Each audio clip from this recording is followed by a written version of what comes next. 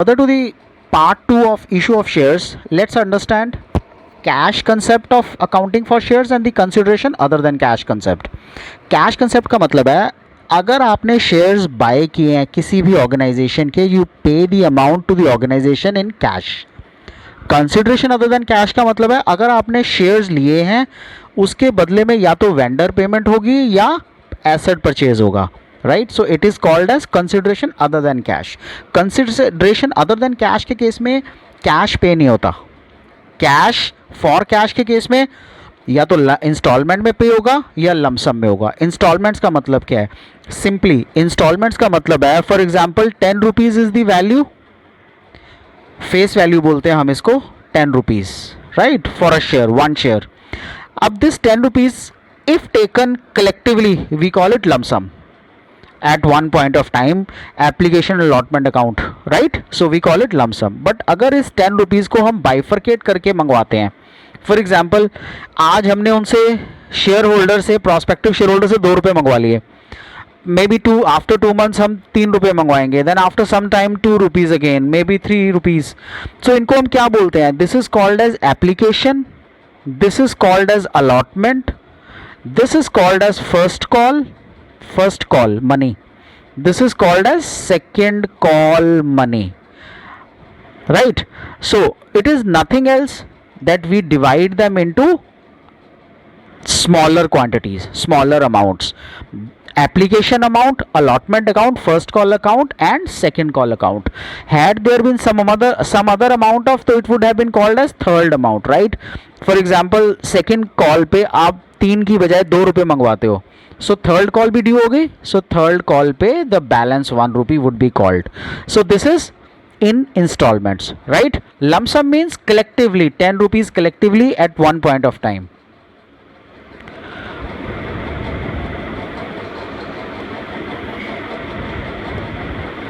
Procedure. What is the procedure for issue of shares for cash? We all might remember issue सबसे पहले prospectus करना पड़ता है. Prospectus क्या होता है? जिसमें all the details regarding that issue is given, right. So ये वो चीज़ है जो हम सेबी से अप्रूवल के टाइम पे सेबी के पास डिपॉजिट करते हैं. After the issue of prospectus to the general public, receipt of applications happen. Receipt of applications का मतलब है this happens either with the lump sum amount और इंस्टॉलमेंट केस में. इन द प्रीवियस एग्जाम्पल 2 रुपये, जो पिछली हमने एग्जाम्पल लिया ना उसमें 2 रुपये के साथ. Then allotment of shares happen, allotment of shares not the allotment amount, right. So condition क्या थी कि हर एक जितने अप्लाई करोगे उन्होंने 2 रुपीज़ आप पे करने हैं. सो दीज पीपल जिनको अलॉट किया है they have paid, for example you applied for 1000 shares and you paid ₹2 along with इट, but the organisation allots 600 shares to you. So 600 into 2, which means organization can keep only 1200 rupees, irrespective of the fact that you paid 2000 rupees. Rest would be adjusted. Calls money. So first call, second call, even allotment, right? So anything received after application is called as calls money, right? Clear? Next, let's understand issue of prospectus का क्या मतलब है. Complete information about the company, this is the prospectus. आप college में admission लेते हैं, आप कहीं जाते हैं, कहीं पे एडमिशन लेते हैं, कहीं आप अप्लाई करते हैं.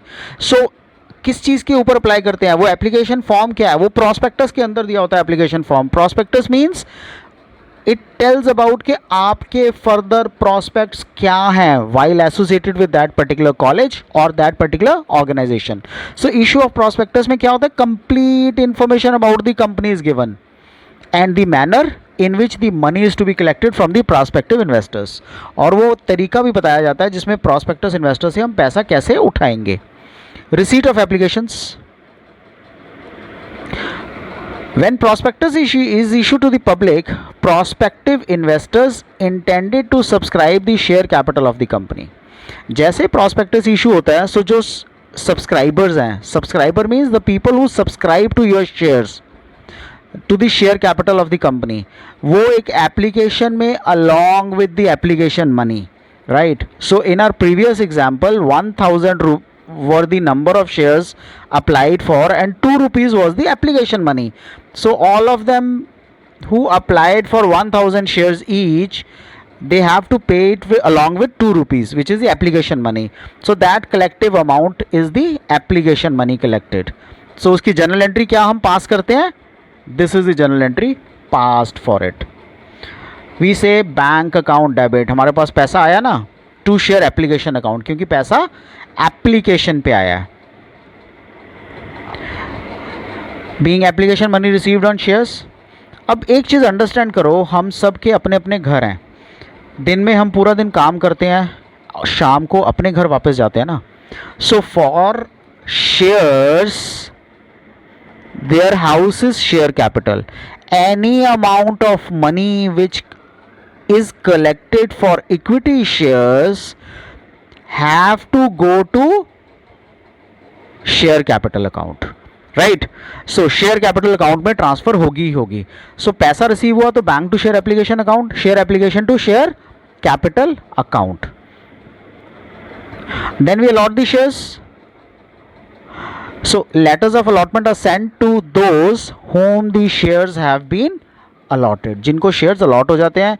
Letters of regret to those whom no allotment has been made. On allotment of shares, the application money is transferred to share capital account in the same way as we did for the application. For this, we make the following journal entry: share allotment account debit to share capital account and share bank to share allotment.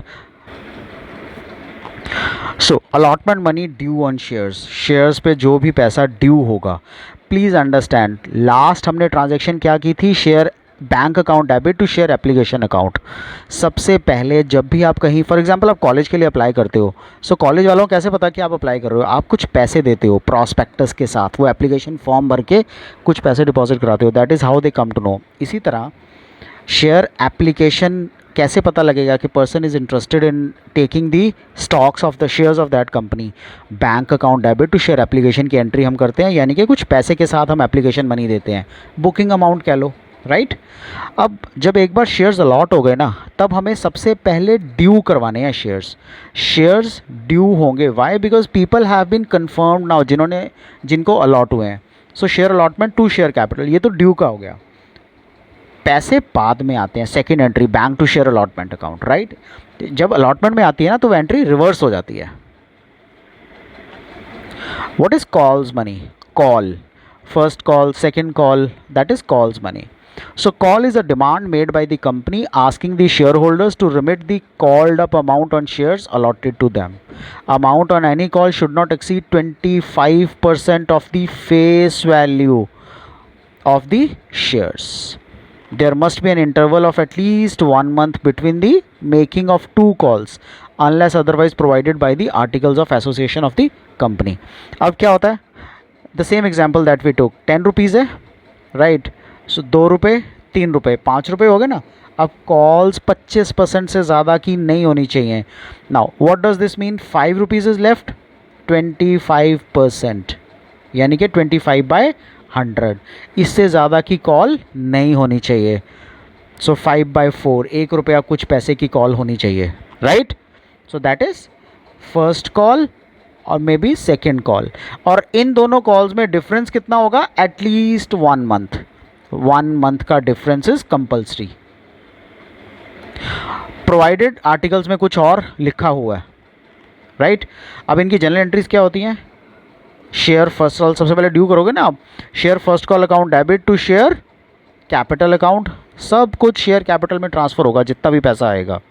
Then it is bank account debit to share first call account. So call money is received.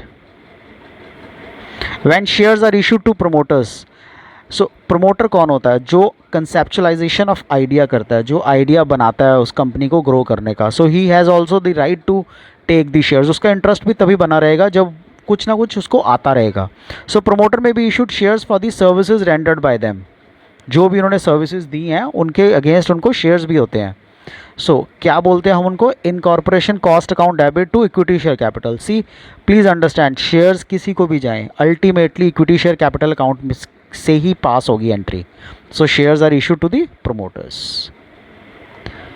The shares can be issued at par और at premium. Shares cannot be issued at discount except in few situations. So shares issued at par. par का मतलब है face value 10 रुपए, right?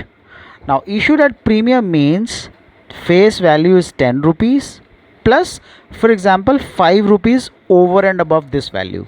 Now मैंने आपको एक चीज़ बोली है कि सारा पैसा शेयर कैपिटल अकाउंट में जाता है, शेयर कैपिटल अकाउंट में, बट वो ये वैल्यू जाती है जो फेस वैल्यू है। जो प्रीमियम का पैसा है वो सिक्योरिटी प्रीमियम रिजर्व अकाउंट में जाता है। ओके, सो ये डिफरेंस है, issue of shares at par and at premium. Next is issue of shares at discount. A company shall not issue the shares at a discount except as sweat equity shares under section 54 of the Companies Act 2013. Reissue of shares भी discount पे हो सकते हैं, but वो value of discount होगा, total जब आप करोगे तो वो फेस वैल्यू ही रहेगी। सो एक्चुअल में सिर्फ sweat equity shares, sweat equity shares कौन से होते हैं, शेयर्स इशूड टू एम्प्लॉयज़, जो उस फर्म में पसीना बहाते हैं, स्वेट इक्विटी, राइट। सिर्फ वही शेयर्स डिस्काउंट पे इशू हो सकते हैं और कोई भी शेयर्स डिस्काउंट पे इशू नहीं हो सकते under section 54 of the companies act 2013। That's it for today.